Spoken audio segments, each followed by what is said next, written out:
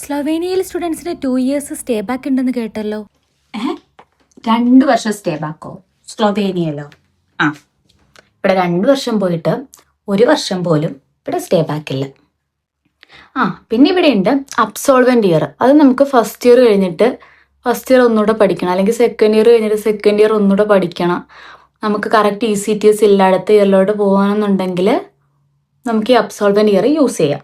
അല്ലാതെ ഈ ഏജൻസിക്കാർ പറയുന്ന പോലെ ഇപ്പം 2 വർഷം സ്റ്റേ ബാക്ക് ഒന്നുമില്ല. അതുകൊണ്ട് ഈ ഏജൻസിക്കാർ പറയുന്ന എല്ലാം കൂടെ കേട്ടിട്ട് ഇങ്ങോട്ട് വരരുത്, ഇവിടെ ഉള്ളവരുമായിട്ട് ചോദിക്കണം. പിന്നെ ചേട്ടനുണ്ട്, ഏജൻസിക്കാർ പറഞ്ഞല്ലോ അങ്ങനെ, അപ്പോൾ അത് ശരിക്കും ഉണ്ടോ? അതായത് നമ്മളങ്ങോട്ട് പറയുന്ന അങ്ങോട്ട് വിശ്വസിക്കില്ല. ഇവിടെ നിൽക്കുന്ന നമ്മളെക്കാട്ടിലും ഒരു ഉറപ്പാണ് അവർക്ക്. സോ ഫൈനലി എനിക്ക് പറയാനുള്ളത്, ഇവിടെ സ്റ്റേ ബാക്ക് ഇല്ല.